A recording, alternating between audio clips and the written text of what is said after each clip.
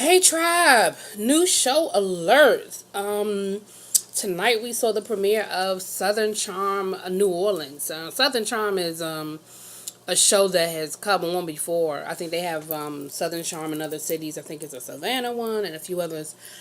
But this is the premiere of Southern Charm New Orleans. So we're going to review it. And I think I'm going to stick with it because I like it. The first episode got me. Bear with me though, because y'all know how these reality shows go. In the first episode, you're introduced to 5,000 characters, and at this point, I don't know what character is important versus what character, what character you ain't gonna never see again versus the character that you're gonna see every week. So I just took my notes, and we're just gonna go through what happened. First of all, this episode takes place during Mardi Gras. So you get to see sort of like a native's vision. I mean, a native's view. That's not, vision wasn't a view of Mardi Gras. I've been to Mardi Gras, but obviously as a tourist. I love New Orleans. It's one of my favorite places to visit. But again, and I have friends who are from New Orleans who live there. Matter of fact, the first time I went to Mardi Gras was with someone in college. It was when I was in college, and it was a friend of mine who was from New Orleans, and we drove to Louisiana. So my first New Orleans experience, yeah, was with someone who was from New Orleans. So it's a different experience than when you just go in as a tourist. Anyway, so it's during New Orleans. So a couple of things are going on. First, we're introduced to Tamika and Barry. Now, Tamika's father played in the NFL, and she said that her family is a very well-known family in New Orleans. And it sounds like somebody made a comment later on in the episode that a lot of people are related in New Orleans, and people know people. But that's what she her dad, who's passed away, but she is the first African American co-anchor on ABC. I, I guess in the area, she does the morning show. Um, Married with two kids, and her husband also have just moved into a new home, which her husband is complaining already, like it's during Mardi Gras, like it's probably not the best time to decide to move, but it is what it is. We come in on that end, so we don't see the decision making and why they chose to move during Mardi Gras, but it is what it is. Um, Now, Barry introduces himself as a Mr. Mom kind of guy, like a stay at home mom. So he got on a suit the whole episode, but they never really talked about what he did. And if they did, I missed it. Y'all drop it in them comments and let me know. Um, but Barry, I like Barry so far. Barry seems really real. He seems cool so far, because you know how these shows go. Then we're introduced to Jeff and Reagan. Reagan comes from old New Orleans family, old money. What She gives you a little history. She said her family is one of like the first families in New Orleans. Like she can trace her family all the way back to the beginning of the city, which is interesting. Her husband Jeff, who we he doesn't initially introduce himself as a former NFL player. That comes up as he's talking later on. But he played for the New Orleans Saints, and he actually was a member of the New Orleans Saints team that went to the Super Bowl the year after Katrina. So, and he was like, that was a really special thing. And he has a really nice personality. But I'm going to keep my eye on Jeff. Something about him. Not in a bad way. Just going to keep my eye on him. We'll come back to that if something comes out of that. Reagan is in law school. She also runs a couple of businesses. I mean, it seems like they have some family money. Her family, her great something created a type of liqueur, I guess, alcoholic beverage, and so that's where her family money comes from. They live in this beautiful home about an hour outside of New Orleans, in a community outside of New Orleans. They said the name of it, but they're actually looking for a house in the French Quarter, somewhere that when they need to stay in the city, they don't have to drive all the way back home, because both of them were complaining about. No, actually, I take that back. Jeff complained about the commute. Reagan acted like it wasn't a big deal, but Reagan was the one. Okay, so here's the crazy thing about Reagan and Jeff. See, I'm all over the place. Let me pause. Let me get myself together. Okay. Reagan and Jeff. Reagan's in law school in New Orleans. So I don't know if they didn't say what school, but maybe Tulane or something like that. When Jeff is with the fellas, he's talking about, yeah, we're looking for a new place in the French Quarter. We're going to keep our house out in wherever that is that they live. But, we want something that when we want to stay in the city, we don't have to drive all the way back home. We'll get a hotel room and all that good stuff. When Reagan is with the ladies having this conversation, she says, yeah, what Jeff doesn't know is that's going to be my house. That's for me when I don't feel like driving home after class.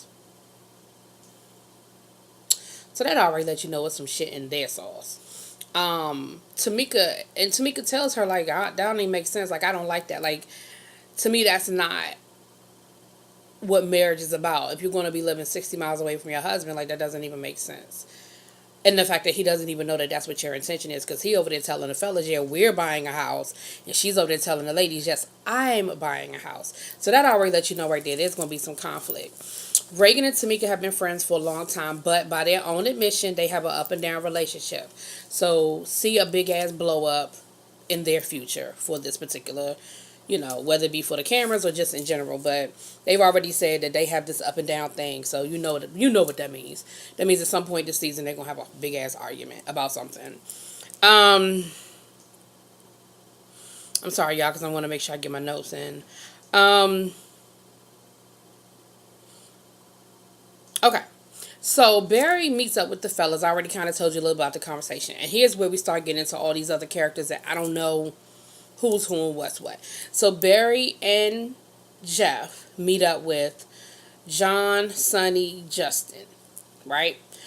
John Moody is a famous painter. He's a very young guy, nice looking too. But he's done some paintings for, they showed him with a lot of hip hop stars. He's even done a painting for the Obamas. So he's definitely somebody in the know, up and coming, name artist. And nice looking, like I said, nice looking young guy. Like he's in his early 20s. Something that really struck me about this particular show so far is that we have some really known people. Like, these aren't like auxiliary people. You understand what I'm saying? Like, these are people, if that makes sense what I'm saying. Sometimes on reality shows, you get the auxiliary people. Like, they're almost there, but they're not quite there. But these people are there. Like, you know what I mean? We have people who have old money, people who, are like Tamika, is on the TV show. And, anyway. But you'll see what I'm saying as we keep going. And now, like I said, for reality shows, that's just sometimes, that's interesting. I just find that very interesting. It's a good thing, don't get me wrong, but it's interesting that these people are willing to put themselves out there when they, I guess, just already have such a name, if that makes any sense. But anyway, we'll come back. Justin is a friend of theirs. Sonny is Tamika's brother. So he was introduced as Barry's brother-in-law because, like I said, they're with the fellas. Justin, sorry, y'all, because I told y'all I got all these notes. Okay, Justin is very religious. They show him as a religious guy. Justin is a lawyer. Like I said, he's a friend of theirs. They've known each other since high school. Because again, a lot of them seem like they're from New Orleans too. So a lot of them go back to high school. But Justin is religious. He is a lawyer. He said something about being a judge at one point in the conversation. He's also a sports agent. And he's getting into signing more and more players. Actually, one of his clients, I'm a Washington Redskins fan, and so Big Rob, who plays for the Redskins, is actually one of his clients, and so I immediately knew the name. So again, this is a marquee player. This isn't like a third string, maybe he'll play, maybe he won't kind of guy. Like, this dude starts. So again, these are people who, you know what I mean? Let me know if y'all understand what I'm saying.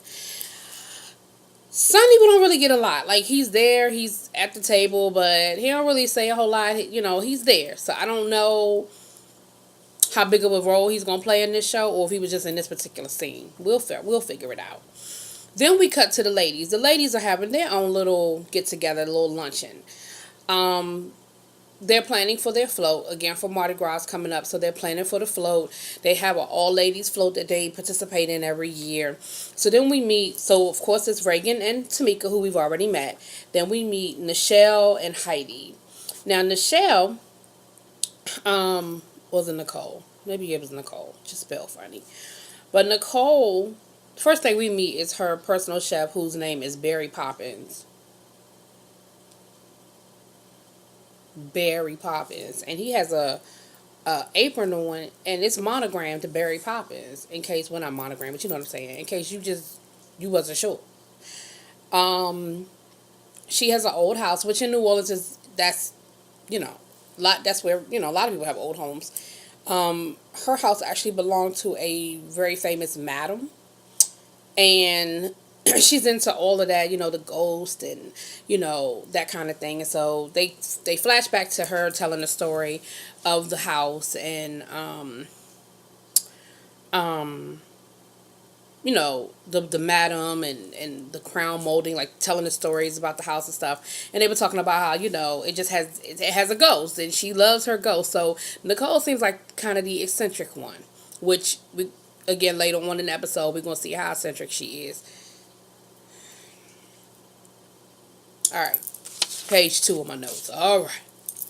Um, so then so they have their lunch and they're planning for the float, and they're gonna do this year. They have an animal theme. Every year they have a theme. This year they have an animal theme for their float.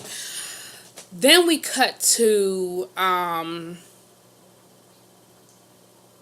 Justin. Sorry, y'all. Then we cut to Justin and his mom, and again Justin, who I already told you is a lawyer and sports agent, it seems to be doing pretty well for himself.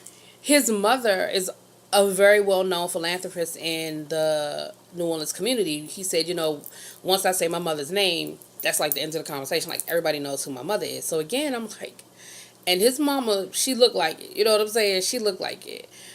She got that whole Diane Carroll thing working. And so he goes over there to have lunch. And while he's there, he was in the process of buying the family home from them. And he has to get it renovated because it's still, the family got the house rebuilt after it was destroyed in Katrina. The family rebuilt the house after Katrina. However, there's still some work that needs to be done. So he's saying, I'm going to go ahead and just, pull the trigger and do all the renovation that needs to be done so that I can, move in and make it what I want to make it, update some things, modernize some things. But in the interim, can I live here? And Mama, you kind of saw Mama's hesitation. She was like, live here? Now, I'm all about being able to go back home. That's not my issue. Especially in that situation where he has a house. He's not a bum. He's just trying to renovate the home and make it livable and make it what he wants it. And, why should I have to rent an apartment or stay at a hotel when, the house looked like it's big enough for him to be there and nobody know? The problem I had was he asked her if he could move his girlfriend in too. Now, mind you, I remember I said at the beginning he was the religious one. Because that's how he was introduced. That's how he introduced himself. But you living with your girlfriend, and not only are you living with your girlfriend, you want to move your girlfriend into your parents' house. We're going to see how that works out. Because again, there's already some issues there. We're going to talk about that later on. But there's some stuff going on in that relationship already. Mama was like, cool, but we're going to have some rules. And, she was throwing out stuff like do your own laundry and clean up behind yourself and keep your room clean. Keep your room clean? Why you got to tell a grown-ass man to do that? But anyway, I guess better say it and not, so you can say you said it. I don't know. So then we cut to we cut to the day of the parade, the day of the Mardi Gras parade. And, you see all the behind the scenes of them getting ready for the parade. And, of course, the parade is running late. And they're on the parade drinking. And the guys are waiting for them on the parade route to get their beads and stuff like that. And everybody's talking about how much they love Mardi Gras except for Barry. Barry said he'd rather jump through a fiery hoop with gasoline draws on. He was like, I love the culture of New Orleans and all that. He was like, but I hate Mardi Gras. And that's valid. That is so valid and so real. As somebody who's from a city that is a very touristy area, I could definitely understand how an event that everybody else loves can be inconvenient as fuck when you just trying to get where you need to go. You know what I'm saying? Barricades up and all that other stuff and detours and just more people in your face. And so I get it. I get it, Barry. Don't be, and you ain't gotta apologize. Everybody love Mardi Gras, but they get to get on a plane and go the fuck back home when Mardi Gras is over, right? You gotta deal with the aftermath of it in your city. So I get it. I get it, Barry. Um, on the float, Tamika ass gets, to quote Reagan, white girl wasted. She is drunk as hell. And she said that she had champagne and jello shots and it was hot and she hadn't eaten anything and the float was running late. She couldn't even stand up to throw her beads. They kept showing her standing up, falling down, standing up, falling down. Again, what is striking me as what is surprising me about this is a woman who was a local personality. I don't I don't know if it's a good decision to be showing people this much of your personal business. But I mean, it's over now. You didn't tape the show. Like, what it is what it is.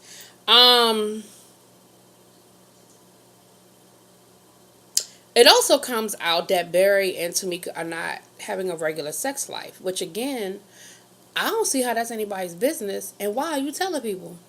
Because the only way somebody know what's going on in your bedroom is if you told somebody. And I don't care if you told your best friend. I don't care how they found out. But somehow or another, they found out. Because you had to tell them. Like, people don't just automatically...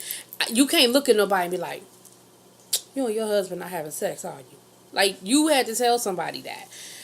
And Reagan throws it out there, and I think that was inappropriate for Reagan to put it out there and let people know what's going on. Like, if that's your friend and she talks to you in confidence, then that's where it needs to stay. I mean, show or no show, I would be pissed off you telling people what's going on in my bedroom, especially if I told you in confidence. Anyway. So then we cut to, then we cut to Tamika and Barry's housewarming. Again, I told you they bought a new home, so they're having this housewarming, and of course it's an event. She's got a caterer, she's got a couture dress, she's got, furniture and everything. And it looks like it was a nice party. Don't get me wrong, she's got live entertainment. Looks like it was a nice party. Well, I'm sorry, she didn't have a caterer, she had a chef. Everything looked good. The food looked good, everybody. But then, of course, we're introduced to more characters, more people. So we meet, of course we meet Tamika's mom comes through. Again, I don't think she's going to be like a main part of the show. I think, she was just there and they acknowledged that she was there. We see Gian, Gian, Gian. That is Barry's best friend, but it's a woman. But again, they've all known each other since high school. I don't know if that's going to be an issue or not. But again, we talking about they having marital issues, sexual issues, I should say. So we're going to keep our eye on her. Here's where some of the fuckery starts. Nicole, who we met already, who lives in the madam's house, she brings a priestess to the party. Now, Tamika, and we know that New Orleans has this, the voodoo and all that. That's like a big thing in New Orleans. But Tamika was like, yeah, I don't do all that. I don't do voodoo, hoodoo, no do. And my thing is, if that's your friend and you know that about your friend, why would you bring a priestess? Like, to me, that's disrespectful. I know, and there's no disrespect to other people's beliefs and other people's way of thinking, but don't bring no voodoo priestess to my house. We're not doing that. Because I'm going to put her out and you out. And it means you're going to have a problem. I just felt that was a little disrespectful, but just my 2 cents. So the woman is blessing the house. She going around and, doing her thing, and she has frankincense and myrrh, and she told Tamika, if that was good enough for Christ, it's good enough for you. Okay, then. And then she's reading cards. And it seems like the cards that she's reading are spot on, but you know how that goes. You can make something be what you want it to be. But, okay.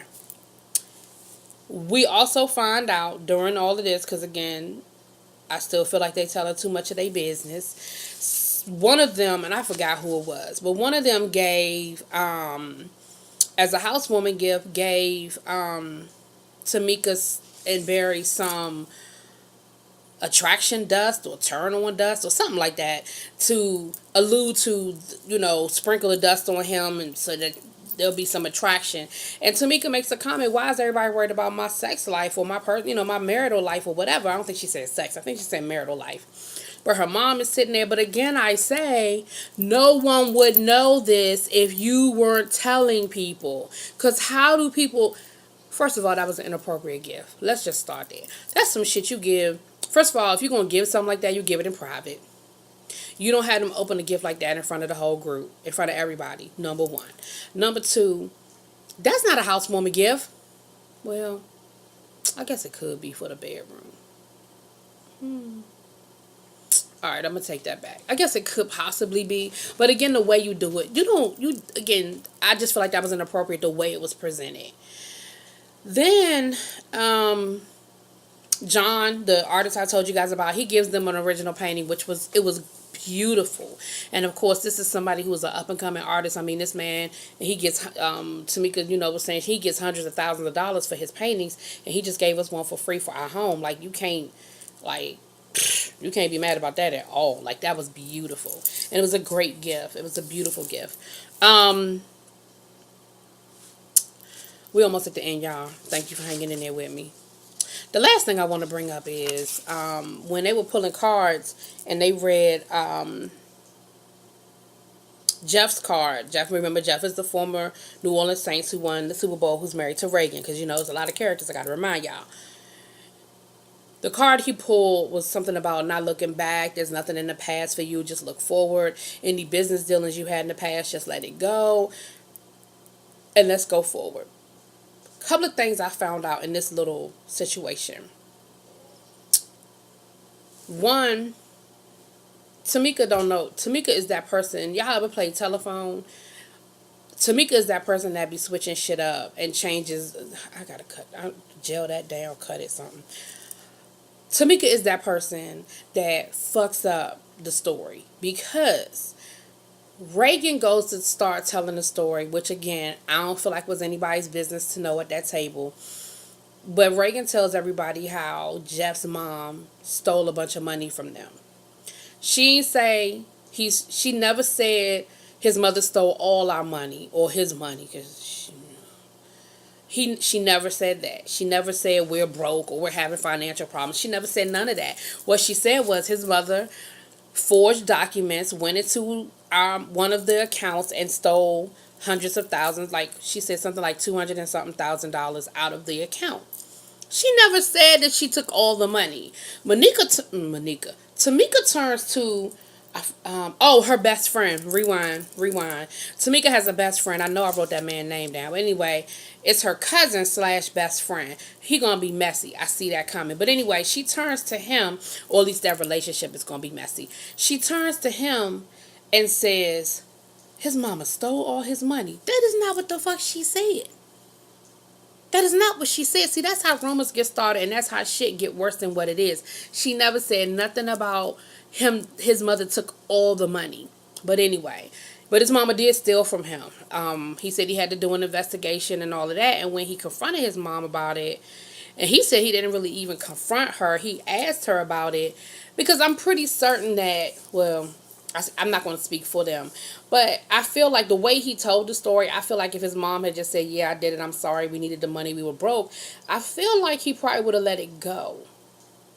But he said that when he asked her about it, she got defensive, and now his family doesn't speak to him. Like, his father told him, you're dead to me. He said his mother won't even pick up the phone to talk to him. And, like, basically his whole family is sort of kind of just written him off. My thing is, but y'all stole from him. How y'all mad? You don't get to be mad when you did me wrong. The fuck kind of shit is that? But anyway, so there's that. And the last little thing that happened was Tamika, again being messy, asked Justin. Remember, Justin is the religious one who asked if his girlfriend could move in with him and his mama. With his mama and daddy. because his parents are together. And she said, so do you, Dottie is her name. So do you and Dottie live together now? And you could tell he was a little, like, taken aback by the question, but he kind of nodded, like, yeah. And she was like, oh, so is marriage on the way? Or was marriage on the horizon? Or do you see marriage in, And he didn't answer her. You could tell he was pissed. Like, he was like, and he didn't even respond to the question. And in his confessional, he was like, I don't feel like that's her business, and I don't feel like that was an appropriate question. And what she need to do is worry about what's going on in her bedroom. Again, somebody else knowing that y'all having some problems in the bedroom. What? Too many people in y'all business. I don't know how that thing started. I don't know who you told or who he told, or maybe both of y'all are talking about it. But because at one point she said somebody had been 4 months since they had sex. I'll be damned. Anyway, so that's kind of the most of what happened. Like I said, I like the show. So far, so good. It entertained me, what you're supposed to do. And of course, the previews look entertaining. But of course, they always look entertaining because they want you to look at the next episode. Um, but we're going to stick with this one. Y'all drop it in the comments and tell me what y'all think. Subscribe. The tribe is growing, y'all. We 3 figures in right now, boo. Thank you to everybody. Thank you to everybody. And let me know what y'all think.